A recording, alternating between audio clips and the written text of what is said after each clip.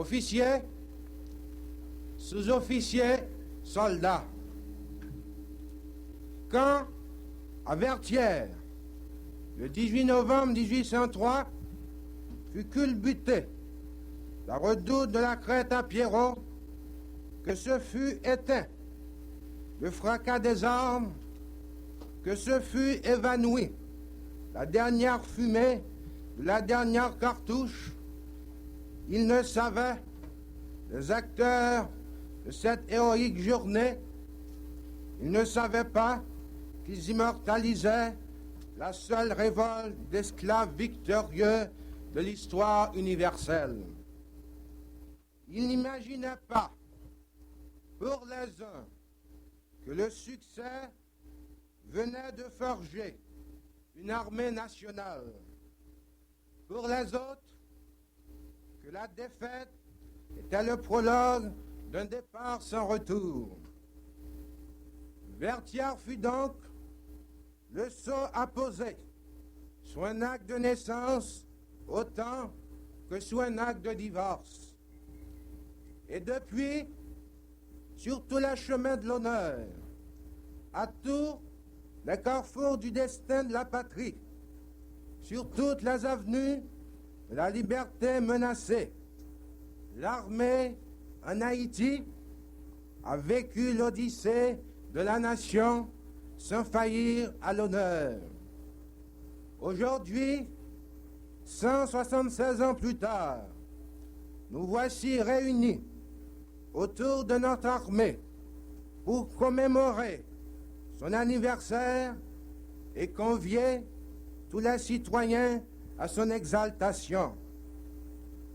En tant que chef suprême des forces armées, de droit, il me revient la parole pour lui porter des vœux. En tant que chef de l'État, il m'incombe aussi de lui montrer la route et de l'exhorter à suivre les grands principes de loyauté et de dévouement qui font l'honneur et la grandeur de ce corps. Officiers, sous-officiers, soldats, on entend souvent dire que l'armée ne fait pas de politique. Notre Constitution en a conservé le principe. On ne saurait concevoir une institution étatique nantie de la force des armes s'octroyer un rôle d'arbitre ou une quelconque mission de contrôle de l'action politique. La conception et la réalisation de l'équilibre social postulent en effet un partage des tâches et des responsabilités nationales. Le pouvoir politique s'occupe de l'appareil d'État, tandis que l'organisation militaire veille sur la sécurité du citoyen et de la nation dans le cadre des délégations d'autorité qui lui sont octroyées par le chef suprême des forces armées, le président à vie de la République. Son comportement doit être le reflet des options du gouvernement de la République. À ce titre, vous êtes d'abord de l'ordre public et de la paix sociale. Vous savez que les hommes ont rarement assez d'empire sur eux-mêmes pour s'imposer le respect de la loi, pour afficher sans faiblesse leur souci des droits d'autrui. Bien entendu, le bras séculier de la justice est là pour sanctionner les contrevenants. Mais n'est-il pas préférable de prévenir les comportements préjudiciables à la santé du corps social? N'est-il pas plus sage d'inspirer la crainte anticipée de tout débordement attentatoire à l'équilibre collectif? Formuler ces questions renvoie au rôle dissuasif de l'armée, en tant qu'elle aussi un organe de police. Rappelons-nous qu'il est toujours plus indiqué d'étaler sa force plutôt que d'avoir à en user. Vous n'en êtes pas juge, mais au contraire, du simple citoyen, vous avez pour mission de prêter main forte à son application.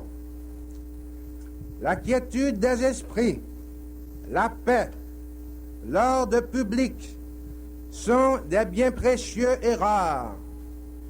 Ne ménagez pas votre peine pour les préserver et en assurer la jouissance à la communauté nationale.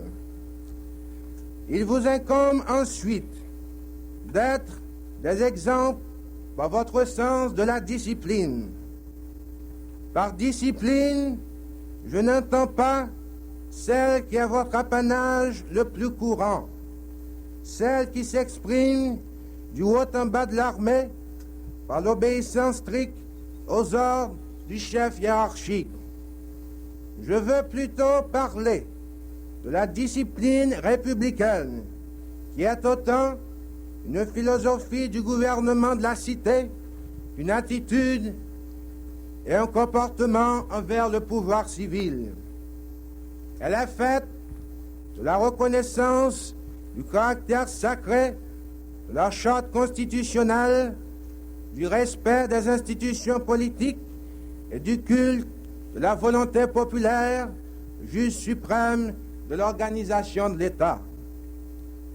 Elle rejette ipso facto toute violence, toute attaque tendant à déstabiliser la société civile. Soyez donc de l'argile dont on fait les œuvres qui arrachent l'admiration. Évitez la réprobation de la nation pour qu'il ne soit pas dit de vous avec appréhension qui nous gardera de nos gardiens. Voilà, résumez votre rôle combien éminent dans la cité. Je ne saurais cependant terminer cette harangue sans vous laisser un mot d'ordre qui, dans les circonstances actuelles, revêt un caractère coercitif. Vous savez tous que j'ai convié la nation à se mobiliser en vue du développement économique. J'ai lancé, dès mon avènement au pouvoir, une croisade pacifique visant à transformer les conditions de vie de la communauté nationale. J'ai engagé une révolution économique. Si vous avez suivi mes différentes adresses, vous devez savoir que j'ai choisi et fixé un cadre à ce développement. Tous les rêves sont possibles.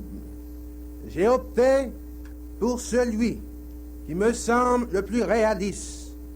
Encourager l'initiative privée en veillant à ce que notre croissance ne soit pas sauvage, en sauvegardant une répartition équitable du produit national. Il est loisible d'engager contre moi un procès d'intention. Mais n'est-ce pas faute d'une analyse incomplète des facteurs économiques et sociaux? Toujours est-il que je veux que vous soyez motivés et que dans votre sphère, vous soyez des aides, des agents de ce développement nécessaire. Du simple enrôlé au plus haut gradé dans les villes comme dans l'arrière-pays. Je vous exhorte à être des entraîneurs, encourageant ici, protégeant là ceux qui sont les pionniers de notre avenir. Je considère que convaincu de l'importance et de la valeur de nos objectifs, vous devez être une courroie de transmission efficace et fidèle des directives émanant de mon gouvernement. Je souhaite, tout au long de notre campagne, pouvoir vous désigner à la nation comme des exécutants inscrits, comme des porte-paroles sans cesse à la pointe du combat.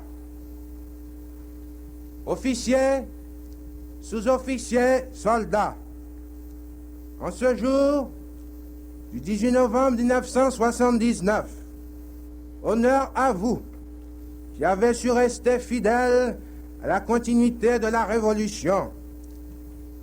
Depuis 1957, en effet, vous accompagnez et soutenez une vague de fonds qui a bouleversé, plus qu'il ne paraît, les données traditionnelles de la société haïtienne.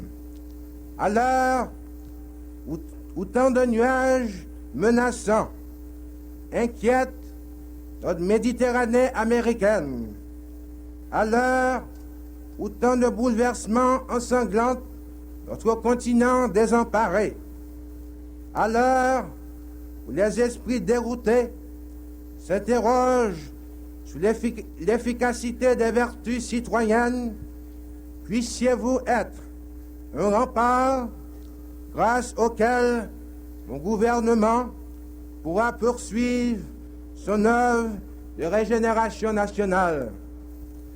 Vive le 18 novembre 1979, vive Haïti.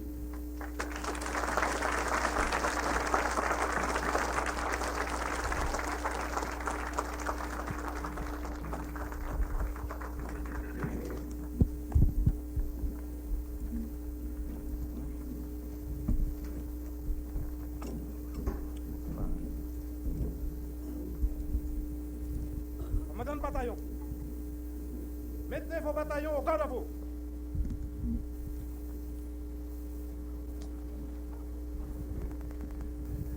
Le commandant de régiment vient d'ordonner à ses commandants de bataillon de mettre les hommes de troupe au garde à vous.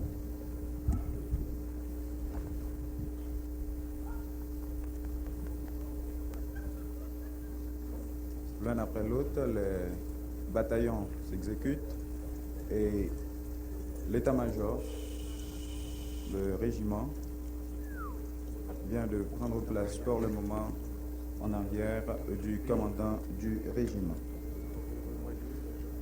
S'il est vrai